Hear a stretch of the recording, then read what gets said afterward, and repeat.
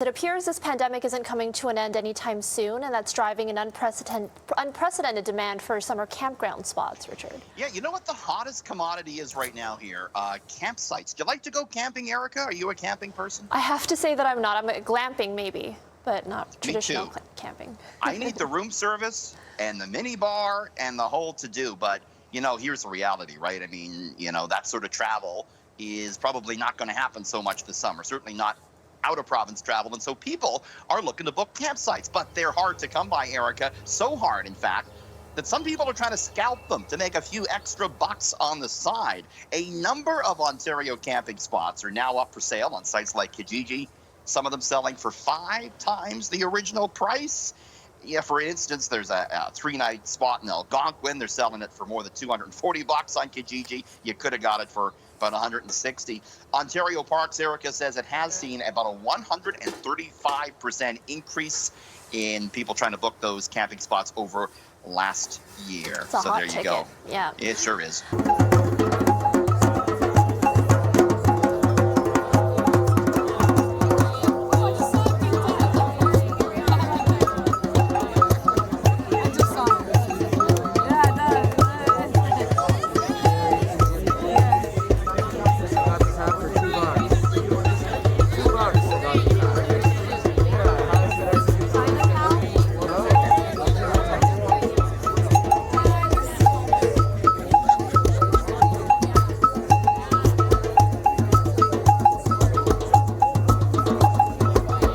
Alan, bizarre would be a good way to describe it. This is day 3 out at the Huff Gym on Dundas in Mississauga, where bylaw officers and police have tried to shut things down because the gym decided that it, in fact, was going to reopen. I showed up here this morning to video record and continue to report on this situation, and what we saw was a very cozy relationship between these protesters and Peel Police. Have a look.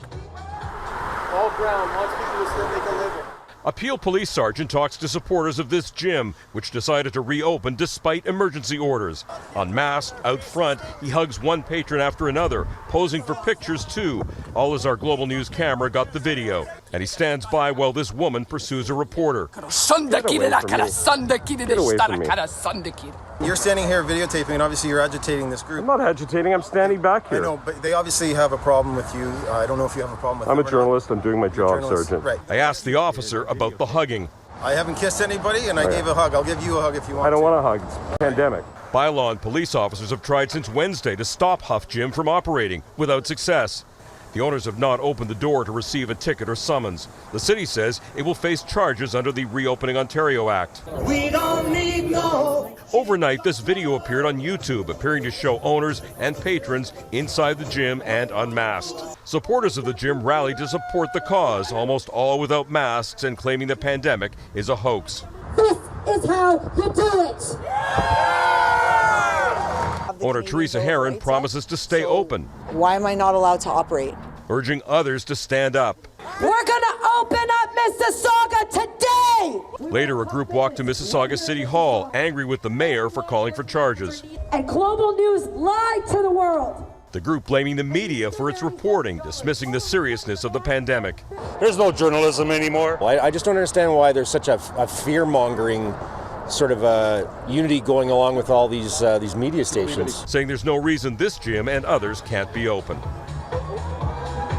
So shortly after the chief of police of Peel saw that video, the Peel sergeant, Paul Brown, was suspended pending an internal affairs investigation. He is suspended as of tonight. And I got a rare note from a police inspector today at 12 Division, the divisional inspector in charge of that division. He actually issued a public apology. He issued an apology to me. He said he was very sorry for what happened. He said that the values of that officer in not helping out earlier today did not reflect the values of the Peel Regional Police. And you can hear the music behind me, Alan. The party continues here at the gym, and the continuation of the view that this pandemic is really no big deal, and that's what they're telling us all here today.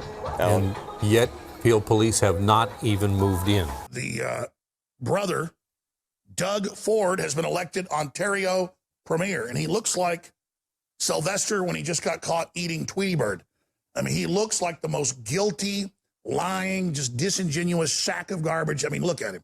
It's like a giant demonic ferret. Looks like an evil hedgehog that just ate your freedoms. Well, guess what? He just declared martial law, and we played the clip earlier. Why do they all look like cartoon characters? He looks like Brian Stelter's alter ego or something. Brother of notorious Rob Ford takes over Ontario and declares martial law every blue city.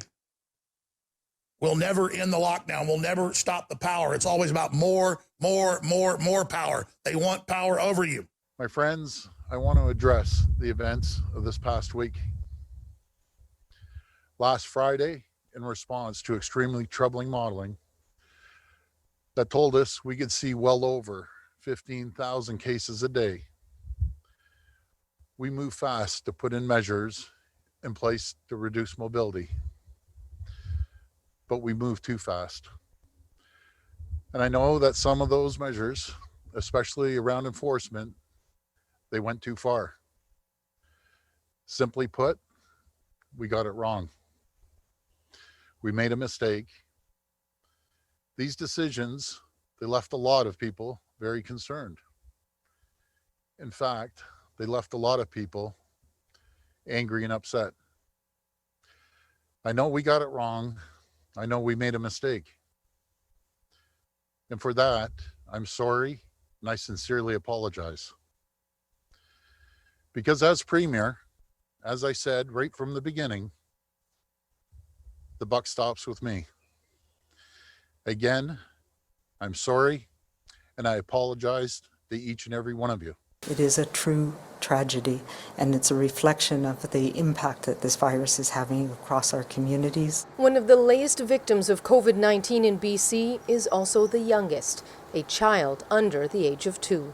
Though this child had pre-existing health conditions that complicated their illness, it was the virus that caused their death. A stark reminder of the worsening situation in BC hospitals that today prompted the province to move beyond current recommendations not to travel. And there will be consequences if you are outside of your area on non-essential business. Whirlwind of events this weekend. Police will still have more power, but nowhere near what Premier Ford had initially said. Civil libertarians and pundits we spoke would say it's a good thing changes were made so quickly. Otherwise, there could have been civil unrest. Now, I did make a mention in an earlier video about me having to drive through a police blockade. Nothing pandemic related, even though that I am living in Ontario. Doug Ford tried to give everyone police power, or these extra police powers, so he could just yank us over and like East-West Germany going, papers, show me your papers. I did have to go around a blockade, went down my side road coming back from a really crummy doctor's appointment. And I gotta be honest, guys, when you're allowed to work, when you're one of the very few people allowed to work, it's super annoying. Whatever they're doing, it is doing it wrong, 100%. Seems like we keep going in like a pattern here, just lockdown, open too soon, lockdown, all these rules. It's very restricted. Ontarians are feeling frustrated. New measures took effect this Saturday, initially granting police the power to stop any person or vehicle to ask where they're going and request their home address. A day after the announcement, Solicitor General Sylvia Jones said police will only be able to stop people who they have reason to believe are participating in an organized public event or social gathering. Bioethics and global health professor at U of T, Carrie Bowman, says the change couldn't come fast enough. It was a really bad choice. We were also running the risk, I think, of civil unrest. Because yes, this is a global situation, but the reason this crisis is as deep as it is our governments have made some very poor decisions. Even before the province announced this change yesterday, police forces from across the province stated their intention to not stop drivers or others at random. Multiple forces echoed the same message as Toronto Police, that they would continue to engage, educate, and enforce just like before. After managing to keep case numbers relatively low compared to other countries, Thailand is now seeing an increase. This week alone, it's reported 5 record tallies. The outbreak has been traced to a number of bars and nightclubs in the capital, Bangkok. And in the Philippines, hospitals are struggling to cope. The country has one of the worst coronavirus outbreaks in Asia. As a doctor, we're overwhelmed by the surging cases. It's very difficult to transfer patients to other hospitals since many are full. We also lack health workers. The Philippines President, Rodrigo Duterte, has suggested allowing the government to convert hotels into facilities where COVID-19 patients can be isolated. In Malaysia too, cases have been rising, prompting concerns of a fourth wave. The basic reproduction number of COVID-19 infections in the country is 1.17. This number represents the average number of people an infected person will pass the virus to.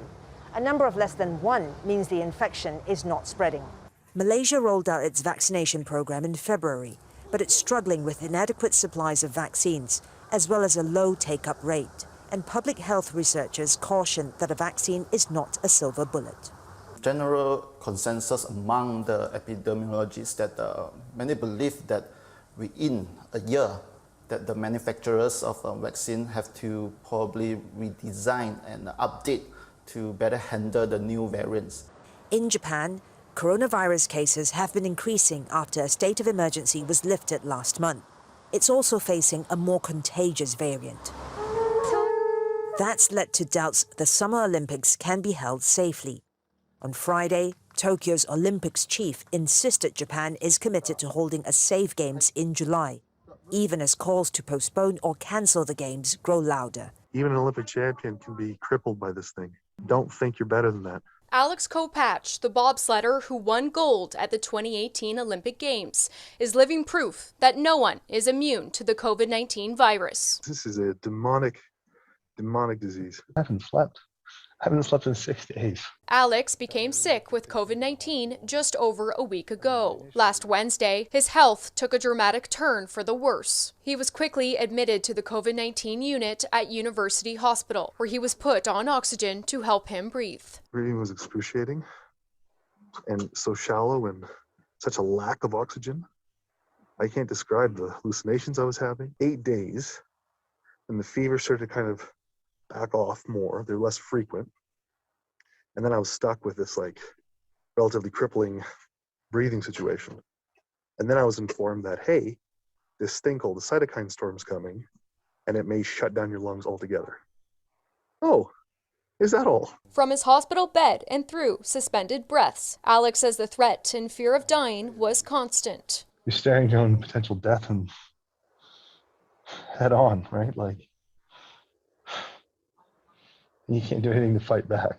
They always say in sport, you don't know what's going to happen on race day. You could be the strongest, the fastest, whatever, and yet still there's a chance you might lose. How Alex contracted the virus is still unknown. He took a COVID-19 test the moment he felt symptoms. But that didn't stop the virus from infecting others he came across when he was asymptomatic. Within a matter of 3 days, I infected 2 people for sure. A healthy athlete turned to hospital patient. Alex says he has a message for those who may not take COVID-19 seriously enough. You know what, I'm just going to keep it short. Best part about science is it doesn't give a shit if you believe in it or not.